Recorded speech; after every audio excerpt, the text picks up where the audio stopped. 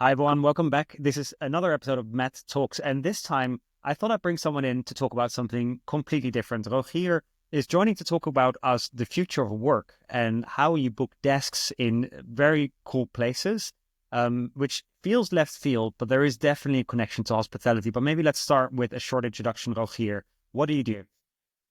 Yeah, thanks, Matt. Normally I call you Matthijs, right? But since we're in an You can, international you can call audience, me whatever you want to call me. let's stay to the Matt talks. No, I'm Rogier. I've been a hotelier basically ever since I graduated, just like you, from Hotel School The Hague. Worked for Ritz-Carlton, worked for Hilton, then for London Green Park. Started my own hotel company back in the days in 2004. First Centon Hotels, then later we evolved it into Pillows Hotels. Um, so I was one of the co-founders of Pillows Hotels. Still proud of that product that's out there, right? Really luxury boutique hotels. And then after I sold my shares and starting a small investment firm, basically focusing on tech and distribution, I became CEO at Penta Hotels in the beginning of 2020, 1 month before the pandemic hit us. And then I realized again, like, wow, hotel business is really cool to work in, but you're the last one to fill and the first one to be empty, right? So you need to make sure that you've got proper revenue streams and so on. And super cool company, super proud of everything we've achieved and how we've recovered out of COVID. And then a year ago, I started working in a completely different field from me, which was the world of Mr. Green offices, which was founded like 10 years ago by a friend of mine, a business friend who I've met already in 2008. And basically what we're doing, at least I perceive it as that we are the hotels of offices. And there are many office operators that call themselves like hotelish kind of facilities, which they have. Don't get me wrong. Often that's based on the hospitality they give, like good food and beverages, gyms, and all kinds of nice perks, right? To actually lure employees back into the offices. But what we are doing is literally we've put technology basically as the center of our office experience. So what we have done is we've literally created workstations, fully equipped desks with the best hardware in the market that we control remotely, meaning that these desks can take on the identity of an office user at any moment in time, meaning that companies now can really fluctuate with their needs of their offices throughout the weeks. And that is something that I did not see anywhere else. And then to finalize this introduction is in hotel business, we always play the occupancy game, right? We're always like, it's the first question as a hotel manager or as a CEO. What was the occupancy? What was the average daily rate? How many tables in a restaurant did you book? And in offices, it's literally the other way around. I mean, the office world, we like to let or lease out fixed office spaces. And then whether you use it or not, I don't care. I'll give you a 1 year, 5-year contract. Whether you use it to the max on Tuesdays and Thursdays and empty it on Friday, we don't care. But I do care because we feel that there's a huge mismatch between real estate nowadays, occupancy, and the way it's being used. And especially when you're from hotel business, and I think you and I've discussed this before, I can't stand a nice product being empty all the time, whereas we are just short of real estate. And that's a puzzle we're trying to crack. And yeah, definitely when we look at this from a hospitality perspective, it's just a massive, interesting market to tap into. So I'm going to come back to that because I find the co-working or co-officing is what I think. Yeah, we call it co-officing. I want you to explain it later. Yeah. But I want to go back to your hotel history because you're one of the most passionate hoteliers that I've met, and I've met many hoteliers. And there was this question that Naomi, our chief people officer, said is her favorite question in an interview. Actually, this question came from our chief technology officer. He asks, what's the legacy you've left behind? And you've built real brands from the ground up and then led these brands through quite a transformation. So if you think back to some of those hotel companies, what's the legacy that you've left behind where you can go back in and saying, that's Rogier? Well, I think most of it's honestly the people. With Centon Hotels, we've literally created the brand from the bottom up, and we did not have any money. We just had a lot of enthusiasm and I think a lot of conviction. And we tried to actually build Hotel 1, 2, and 3. And with every hotel, we evolved in how we would perceive the product it to be. meaning that the first hotel was completely different from the sixth or the seventh hotel. Yeah. So that there was a huge discrepancy basically between the offered services. But the people in the end, I mean, you either work with people, right? So I think we were always able to attract people that believed in the same mission and say, okay, let's put the guest central and so on. And we see this everywhere. That's not unique anymore. I think with Pillows, we decided to actually uniformize way more the guest experience, which I'd been trained to do so at Ritz-Carlton back in 1999, right? Where ladies and gentlemen serving ladies and gentlemen and service are standards. As a Dutchie, I never really understood this, but it's just a term of, or a set of fixed terms that you agree on together. So you pick up the phone within 3 rings, you say, hi, thank you for calling the Ritz-Carlton Atlanta. This is Rogier. How may I assist you, Mr. Welle? This is just something you can train. You can train service, but you can't train authenticity, I think. And therefore, I think you just need followers. You just want to have people like yourself, right? People say like this Matt guy, he's really on a mission to change something. And we've always tried to change something. So with Centon Hotels, we said, how can we be a relevant brand in the Netherlands? Then with Pillows Hotels, we said, how can we be the best boutique hotel in town? And my aim with Pillows was very simple. I just want to be number 1 on TripAdvisor. So if we're number 1 on TripAdvisor in a city, we can dictate rates. Probably people will just want to join us either as employees or either as guests. And Penta was for me something else, because it was the first time that I entered a hotel company that I did not take part in any of the construction of the brand.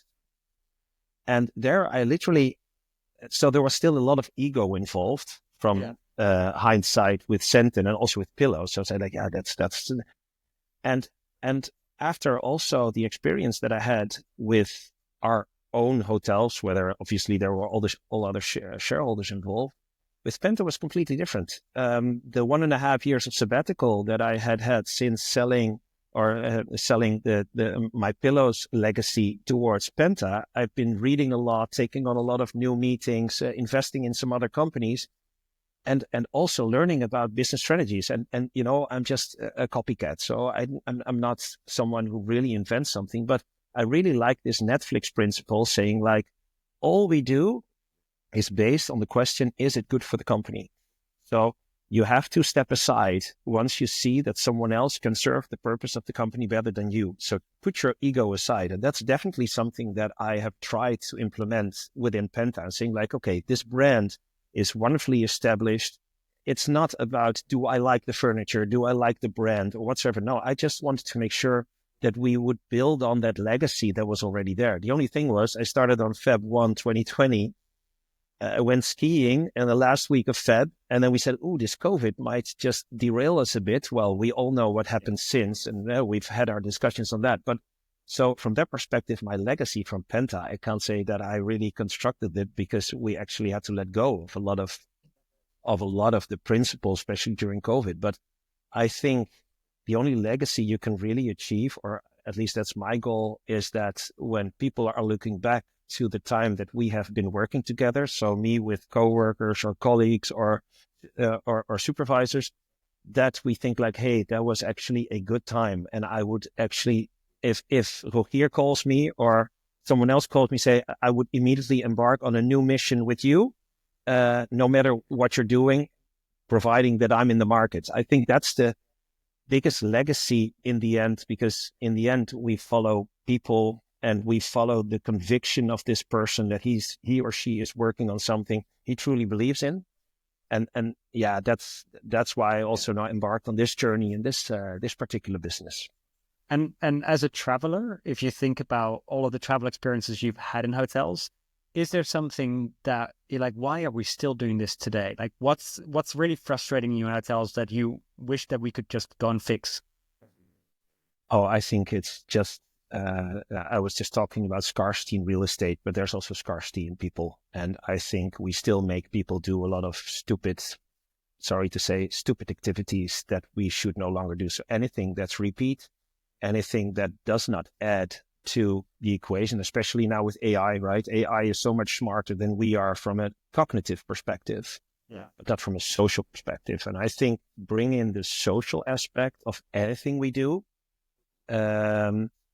we still like to talk to people. So in hotels, I just want to make sure that there's people who are genuinely caring about me and also depending on my need, right? Because if I'm just a business traveler and I walk in at night and I leave at 6 a.m., I just want to make sure that I have a seamless experience. I mean, something I think you guys are always just focusing on.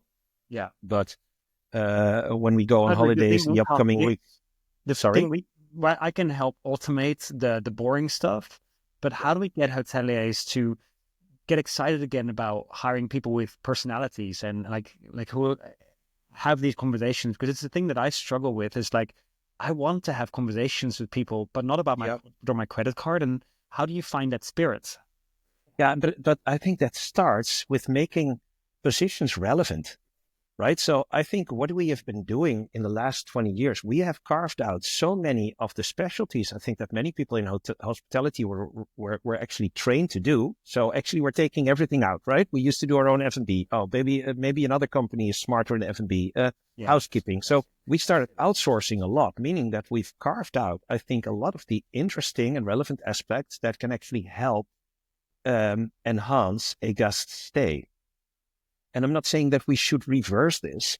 What we should do, I think, is especially now with AI and with all technology coming in there, is refine and redefine where people actually still make the difference. Yeah. Because people still do make the difference. It's great that an app works. It's great that you have your seamless check-in. It's great that you can order your room service or whatever. But I just want to make sure that if I am then confronted with someone working in that hotel, restaurant, or theme park or convention center, that I'm not getting this hollow look like, hey, look, basically everything that was interesting has been taken away from me. So I do not know where. I think if we can train our team members to actually engage in conversations and really dig in, like, why are you here? How can I enhance your stay? How can I help you? How can I make you feel at home? Then that's where the real relevance of people sits. It's I Do you think, the think way of communicating, right? do you think that our education is doing enough to get this new generation of people ready for that new I'm future? not sure. Not sure. I'm not sure. I think we're really struggling nowadays. And I think that's also part of the downside of all the automation, the downside of all the chains that we see, right? We're trying to make everything bigger, big is beautiful, and so on. But I think to really define, and that matters also to me as a CEO of this company, and I'm sure also to you, how can you still justify, or how can you still prove your own relevance within the ecosystem you're working in? And it doesn't matter if you're a CEO or that you are a receptionist or that you are in construction.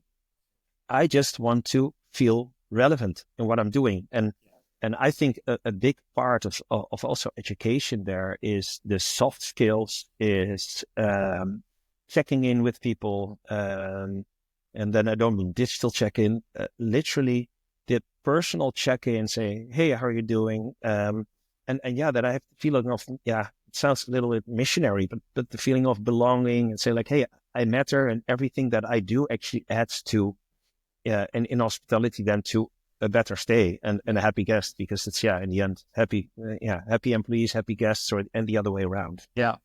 Is that an So answer to your question? it does. Like, and I agree with you that I'm not excited about how universities and schools are getting our next generation ready for one.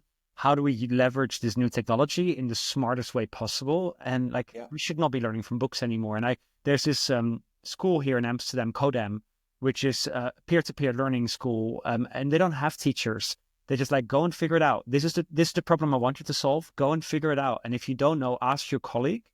And they help each other. And I think it's the best way for people to figure life out, because I don't have teachers around me that just always tell me, preach you everything. And I think this is where the future of education should be going, but it doesn't seem to be. And it's worrying me. No, and I do believe that it's all about reaching out to each other, right? I think one big disadvantage of nowadays is that we have been texting way more. I mean, I literally see it with my kids. So I'm not sure if she's going to like this, but my youngest daughter, she was having an issue with her hockey trainer this week because she had been big mouthing him, and she's the captain of her team. So the coach called me and said, "I'm sorry, but your daughter, she was not really, she was just not herself the way I expect her to be, and I think I need to call you. And I'm just not used to her doing this. And I said, well, I'm very good. I'm pleased that you tell her off and have this. He says, yes, because I can't have this, and so on and so on. So I went home, speak to my daughter. Obviously, she's all upset. And in the beginning, she's like, oh, it's not true, and so on. And she said, yeah, maybe, but this and this and this. And I said, well, call him. And she's like, That's terrifying. yeah, terrifying. Like, can you imagine? And then we said, like, okay, well, then send him a text with a question, can I call you? Right? And obviously, he wants to solve this. He did not call me because he dislikes my daughter. No, to the contrary. He feels bad about it. He wants to solve it. And I think, so in the end, she called him because he said, yeah, sure, call me. And then in 30 seconds, it was fixed.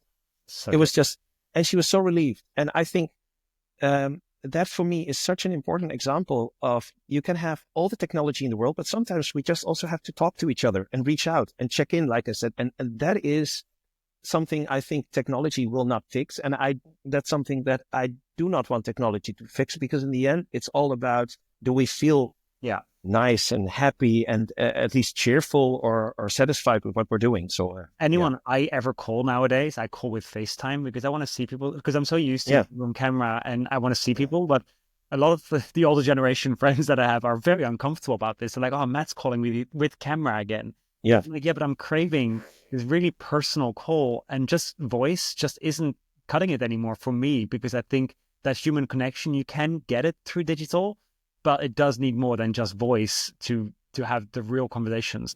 Well, and let's be honest, for our industry, right? I mean, I've had I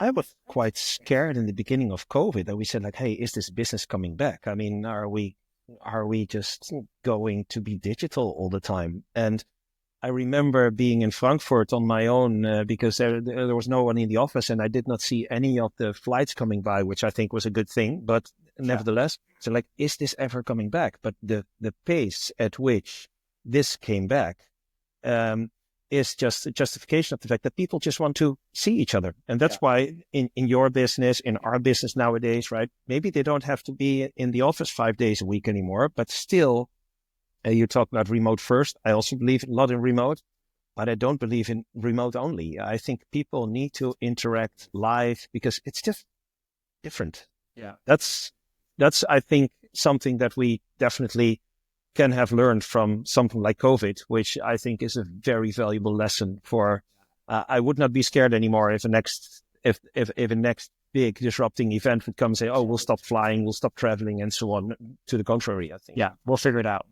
We now know that we can figure it out. So you left our industry to do something completely different. Was it a disillusionment with hospitality, or was it the excitement of what you could do somewhere else? Oh, the excitement, for sure. Yeah.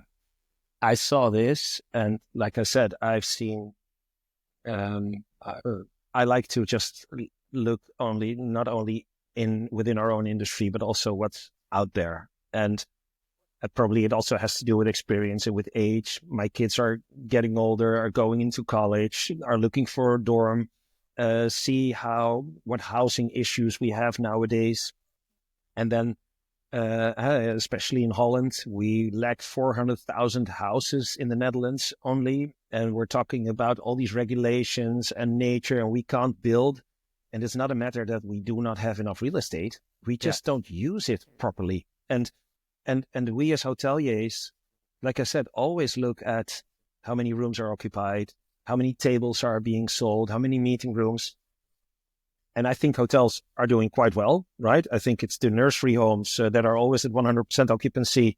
So, and then you've got football stadiums perhaps once per 2 weeks that are being used. But I think hotels with 70% and trying to optimize the use of the real estate. And it has always annoyed me to see those empty office buildings that were fully let and say, like, hey, guys, we need those resources. We need to use them in a different way. You see that companies are struggling with their office needs and say, like, hey, I mean, there are some companies that are still in the office full time, but most of them are not. And it does not make any sense to me that you have to rent a full-time space, literally 24/7, that you would only use Mondays till Fridays between 9 to 5.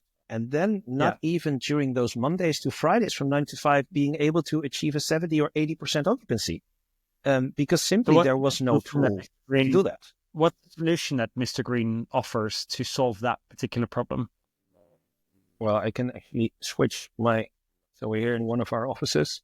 So what you see, I don't know if you can actually, it's the reflection of the sunshine. I'm sorry, but what you see here is literally a fully stacked workstation, including all the tools that you need and a screen that is actually adapting to your own company,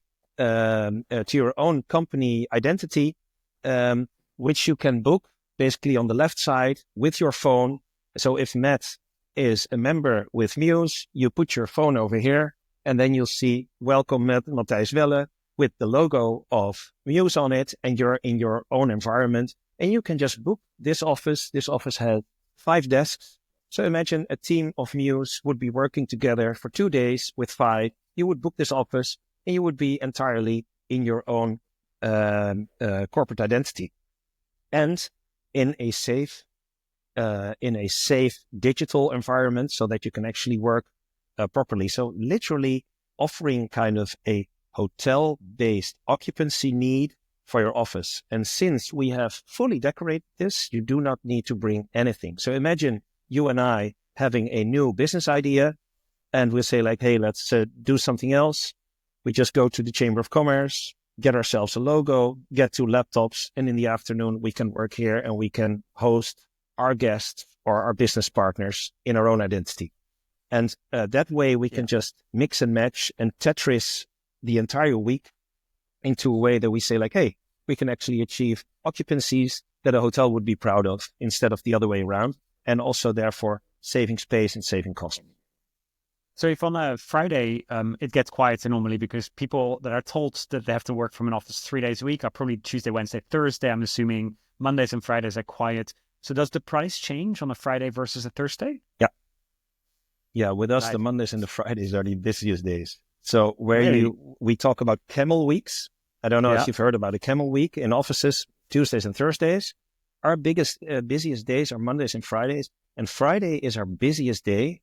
And you know why? Because the Friday costs half of Thursday.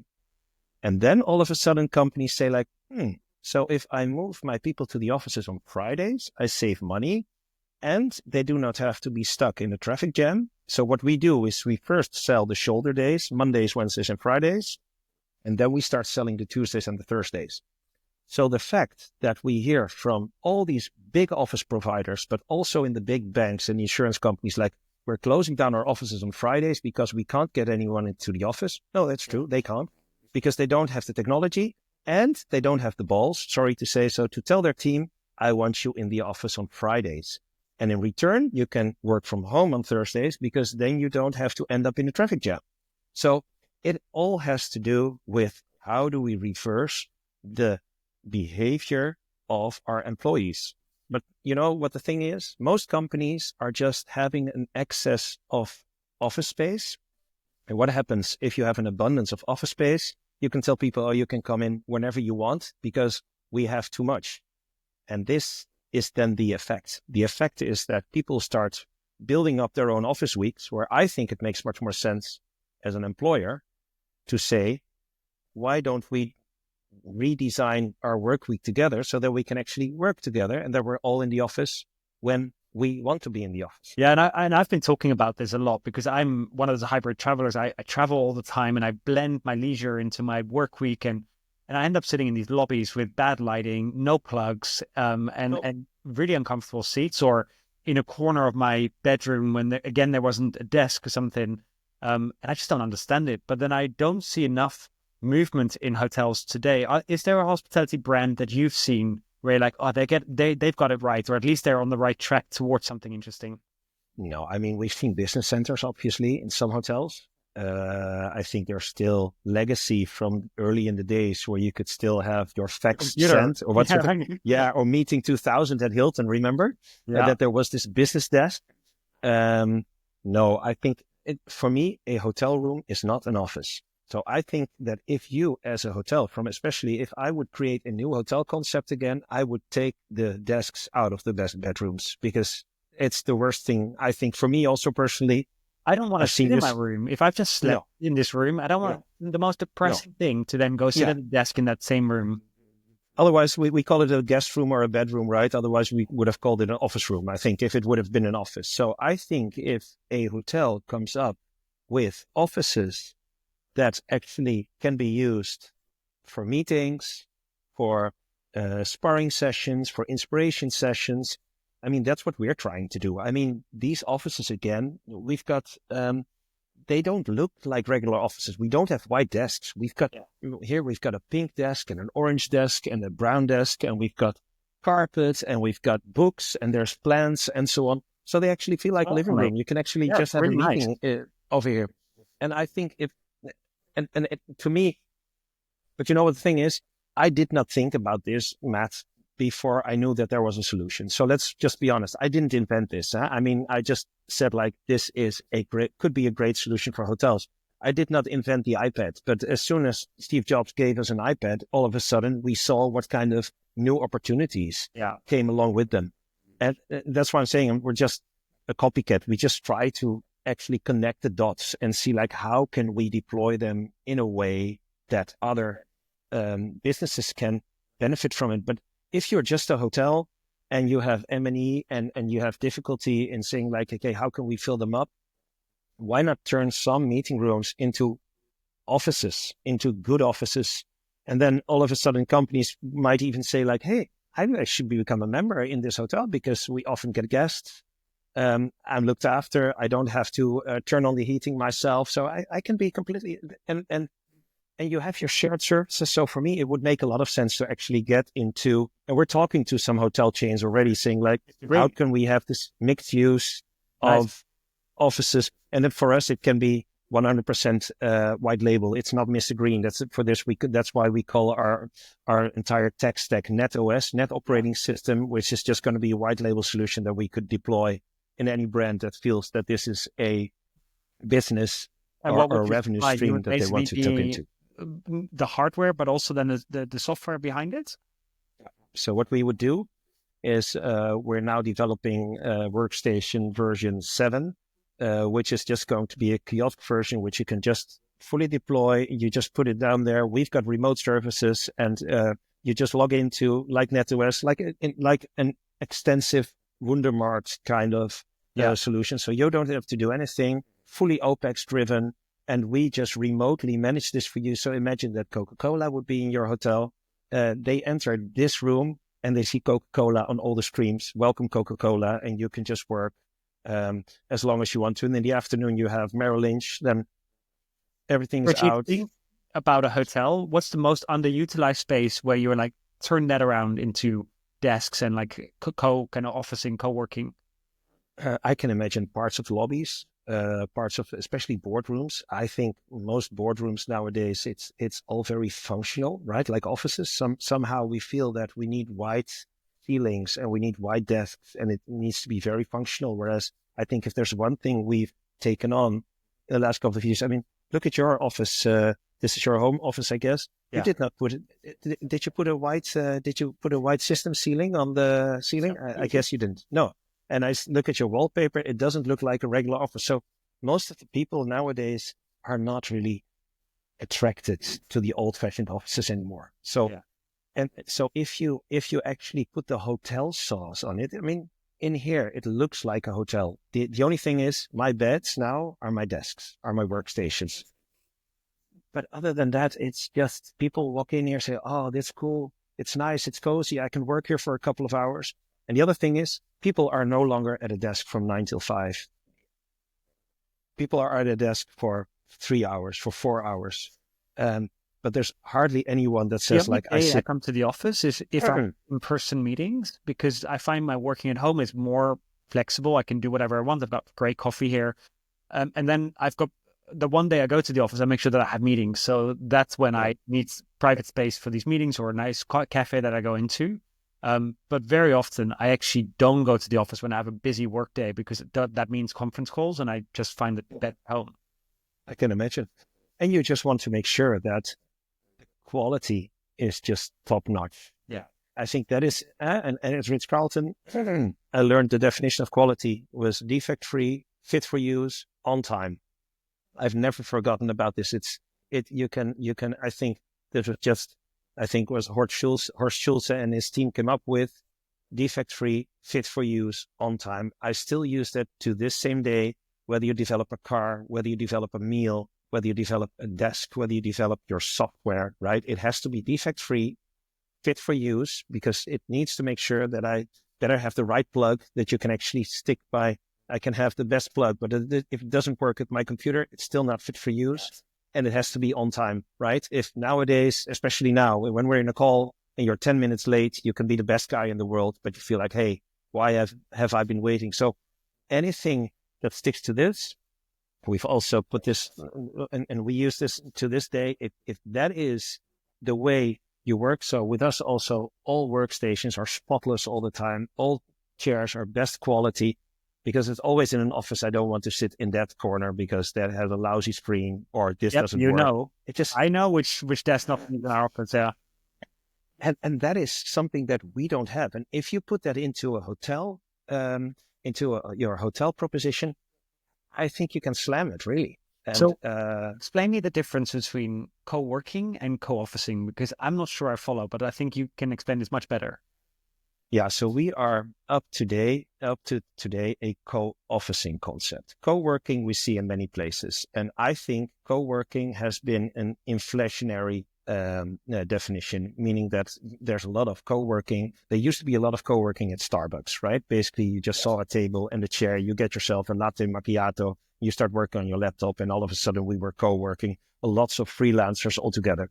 You see them a lot in hotel lobbies still. And I think it could be a good business model, but that is something that we are not tapping into. We do not want to work with freelancers, not because we don't like freelancers, but we are an office company. So we provide professional offices for professional businesses.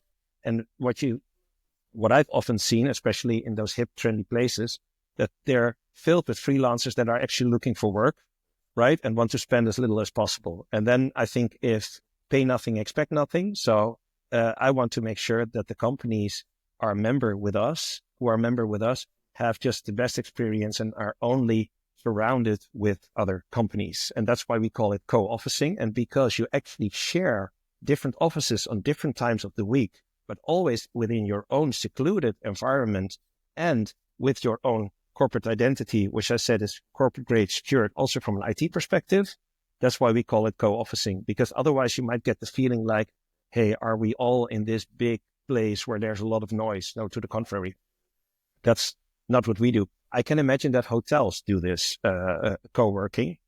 I believe that nowadays you just have to make sure that you get yourself a premium product and that you charge properly, because I've also seen from a revenue perspective that there are people that sit in your lobby the entire day, as a matter of speaking, and have one drink. And I think that's not, and they take over your lobby after a couple of days, right? Because then it feels like it's theirs. So yeah, and ultimately, it is a service that you provide, and you provide that in a hotel. So there should be a price tag to that service, and one coffee won't cover the real estate value of you having this beautiful desk and the hardware built in. So I do think that hotels should charge for this, and I am willing to pay for it because my company will reimburse me. If I book a co-working space wherever I travel to, my company will reimburse me. I think it's expected, but a lot of hotels are probably thinking, no, there's no space there. But it's a lost opportunity. The problem, obviously, with us hoteliers, we have been trained to please. Yeah. So, and that's a cool thing. That's the thing that I'm learning in the office world. There, they do not have such an experience. Like, they're not trained to please. They're trained to actually send the invoice and chase you if your invoice is not being paid. So there is there's literally little effort for little impact. Yeah. With a lot of recurring revenue as a return. That business model is way better than anything in hospitality, right? Yeah. However, we see that this game no longer works because every tenant is coming back and say, like, how can we optimize the space? Because I need 20 people on a Monday, but the rest of the week I'm empty. How can you help me? Yeah. And I think in hospitality, we also just need to learn to stand our ground there and just charge. Just charge. I give you a premium experience, so you just pay me something. Like I said, pay nothing, expect nothing. So And I think I give you something. the challenge is also that we always think that we are the ideal customer and guests, and because I don't want to pay for it, then no one else will. But actually, I've morphed as a guest over time, and now that I am relentlessly traveling, I'm not willing to take shortcuts anymore. I will pay for service. I will pay for an early arrival if there is an option, because I don't want to store my luggage and come back at 3. And it's those little things that I'm willing to pay for, that a lot of hoteliers just cannot imagine that we would. But believe me, the upsell results show it. Like, it's incredible what people are willing to pay money for. As long as it's defect free and fit for use, right? I think that's the thing. So if you offer a mediocre experience in whatever nowadays, I mean, I'm happy to pay good money for quality. But the thing is, nearly right is completely wrong. Yeah. And I think that is, and I think we have been, and I think and there's many arguments to justify this, because it has not been easy. I mean, with COVID, like we said, with carving out, with expectations from landlords, from the big chains that make it difficult to feel that you're an entrepreneur also on site. But nevertheless, it's always the 80-20 rule. You always have to make sure that you go the extra mile, the last, and it's easy to say, but often it's more difficult to do it wrong than to do it right. But it can be a certain kind of complacency. So just offer a good service, and then people are happy to pay for it. Yeah. But if the service is nearly not as good, then I also have difficulty in saying it has to be first time right, I guess, nowadays. Yeah. And if you watch the media, you'd think that every single employer is now telling people to come back to the office. Do you think that this is where the future is, that we're all just going back to our cubicles? Or do you think that part of the world will just go back, but actually a much larger part than pre-COVID will remain in this remote friendly environment? I can imagine that if you don't have the tools, if you don't have tools and you have a large office and you feel like the output of your employees are declining, then I would also call them in the office. Yeah. So that makes complete sense. So I think you can have two arguments to call people back into the office. That's one.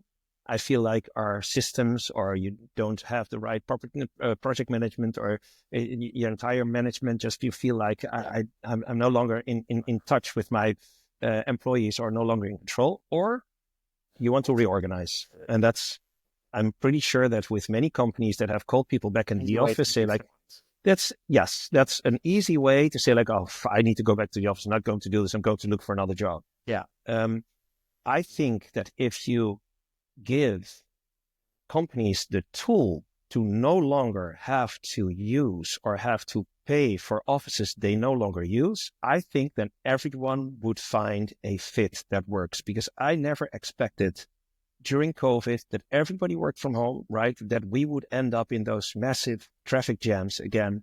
Yeah. Why people are just leaving home at 8 on Tuesdays and on Thursdays, whereas you can also be in the office at 10 or at 11 and work until 6. And I think that is a corporate responsibility of any manager nowadays, because I think it's a waste of time to have people travel so long just for nothing and also pollute the environment. Just if you work, just make it work. And I think, but if you don't have any tools, what can you do? So, and that is, and I'm not saying that we're the ultimate tool and there will be other companies out there, but it's more a movement. I think that you can start thinking differently about use instead of ownership, that people also do with cars nowadays, or with travel, or with Netflix, right? I mean, I would not go with Netflix if they would say like, I'm going to exchange your 200 DVD collection for 400 movies. No, you only want to share with others if you're actually benefiting from it. And I think that's what the entire sharing economy is all about. Yeah.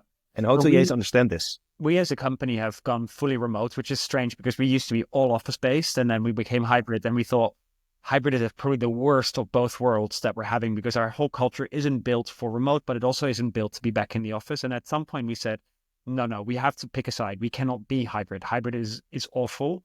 So we said we're going to be remote first. And everything now inside Mews is set up to support remote work. but we do see people that are craving the human connection. So that's why we still have offices around the world, but we have maybe a quarter of desks versus the amount of people that we employ. And people come into the office to actually just be around people and have that sense of community, and not to work together. And that's this massive shift that we've gone through as a culture now. And we're using offices, one, just to make sure that people have a central place that they can come to just to meet humans. And two, we use offices much more flexibly. So we've just reconstructed our Prague office to support offsites, because like, I want to bring people together with purpose. I don't want to just put them in a room and hope for serendipitous innovation moments, because they might happen, but it's not likely to happen. Whereas if I put the right people in the room and tell them talk about this one particular problem, go and solve it, we get that kind of moment of creation happening. So that's where I think that the future of office spaces will go towards. Well, I've got a very nice example of a new member company in Amsterdam. I think they started on Gen 1. They used to have a wonderful office on the canals. They're a company with 20 people, and they were struggling throughout the week. Sometimes they were in the office with 5, sometimes with 15, and there was always a mismatch. Yeah. And then they visited us at the Amsterdam Central Station, and we told them about the pricing. And they said, okay, we'll change our weeks. We'll be in the office, all of us, on Mondays, Wednesdays, and Fridays. So I spoke to the CEO and the CFO last week and say, hey, how are you guys holding up?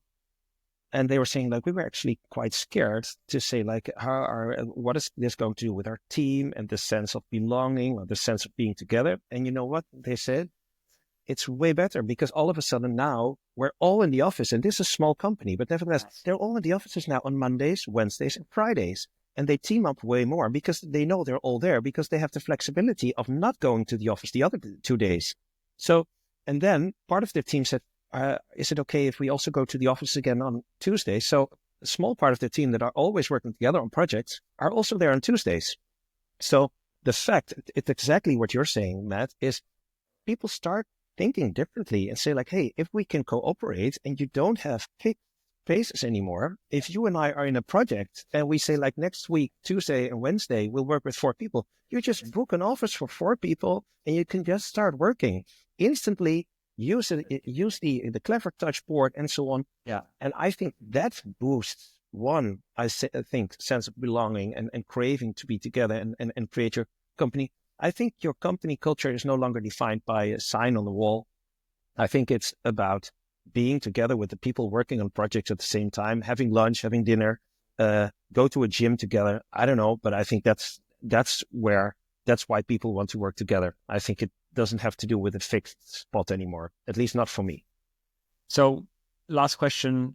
If a hotelier is listening to this and thinks, I never thought about doing co-working or co-officing in my hotel, but I actually think there's space, where do they begin? Like, what's the thing you'd recommend that they start with? I think it starts with a good analysis of the spaces that they have. So I think we know a lot about the occupancy of hotel rooms, right? But I know that we know less. And maybe I've been out of the business for a year, so maybe there's a new game-changing concept has come up. But I think hoteliers are very poor. We've always been quite poor, I think, in forecasting, especially meetings and events, right? It was always like, oh, in September we expect 200K. And in October, then there's a holiday, so it's going to be a little less or a little more. There's carnival, whatever. And I think if you can do a good revenue analysis and occupancy analysis of those meeting rooms, and at Penta, I know that most of the time we did not use them, and meeting rooms look like crap, to be honest. If we would open up a meeting room when it's not used, right? You also always see a bunch of tables. Meetings and event spaces in hotels that are not in use are depressing to walk through. I've never seen any place, whether it was the most lovely Ritz-Carlton and so on.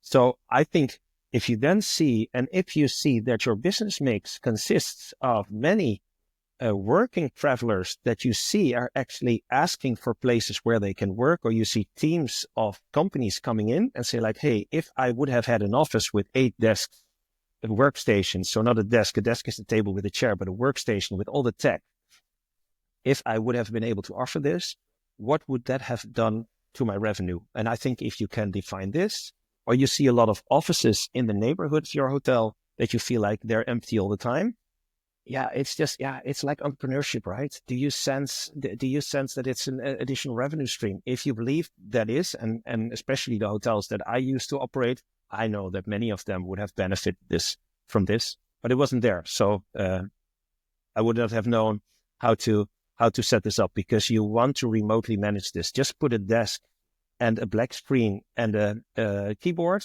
doesn't do it. I've seen it with different office operators. People just don't sit at it feels like a dead desk. So I think, but if it smiles at you, if it says, "Hey, welcome, Rogier or Matt, this is your desk now. You can book this for the hour or for the entire evening." Um, but you know what? I'm actually running this company, so you might think that is. But I would go for that. That's why I jumped on this ship, to see how we could make that happen. I love it.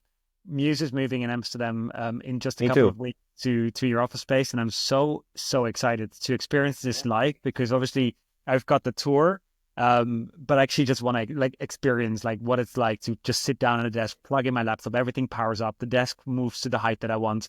Like, it is so smartly done. So probably we'll have a follow-up podcast. Yeah, and you're going to use it. And sorry to interrupt, but your team is going to use it so differently from how they've been using their current office setup. I'm pretty sure that you guys might end up only being there 2 or 3 days a week, or even 4, in different team setups at different times of the week, rather than that you would expect 5 days a week. Could be some, but you know what's interesting? It's an experiment, literally. Yeah, this is what I'm excited about, because I'm like, this is the future of like what an office is like. And last week I was in Gothenburg, where we had acquired Atomize, a revenue management company, and the team was so worried that we were going to get rid of their office, because there's an office culture where they all come into the office. And I said, we're not going to get rid of the office right now, but you need to understand that we are remote first. And over time, you'll recognize the liberties that you're getting by, we don't require you in the office, because the meetings won't be in the office, they'll be online. And at some point, you might want to move from the city to a nice house where you can have your own little office space, and the lives will get better, because you don't have to be in a tiny room in a city center, because you have to be close to the office. So we will retain your office, but things will change, and just be ready for that. And I think that's the same thing we're doing in Amsterdam. It's a big test of how can we push the boundaries of how we use office spaces. Because whatever we do in Amsterdam, like, great, let's then take that to other places and really talk about this publicly, because I think people need to realize that the way that we've worked in the past is just not here to stay. No, and maybe one thing to add to this, I talked to you about NetOS, right? So Net Operating System. So the entire tech that we're providing for offices consists of workstation, so the physical desks, access control. So we actually monitor access, because the data is just not there. People just don't know how often they are in the office and so on. You need sensors to have that. We've got the presentation tools, and we've got signing. So with NetOS, our long game is to make a network of locations that offer NetOS.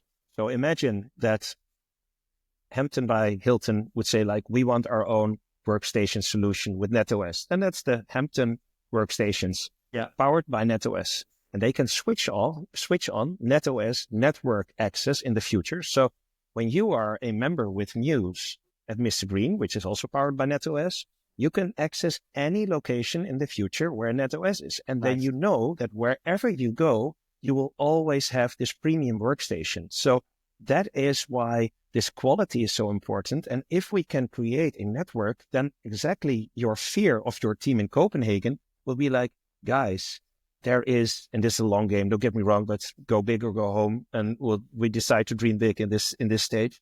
Why not say, like, in Copenhagen, there will be 20 venues in the future where NetOS is, and many of them are in hotels. Then probably your people start working in hotels. And then all of a sudden we can see that we can free up a lot of obsolete office space and turn them into housing and so on. I understood in London, there was 60 million square feet of repurposing of offices last year into residentials, and that's not enough yet. So a lot to gain there. So that's Thank you for joining me today. Like, as you can tell, we could just keep going because we have so much to talk about. And I'm sure that once I spend some time more at Mr. Green, we'll have a follow-up that we can do of lessons that we've learned from just like seeing how Mews is using it in a different way. But I've really enjoyed this. Thank you so much for joining me. Me too. Thanks so much. See you soon.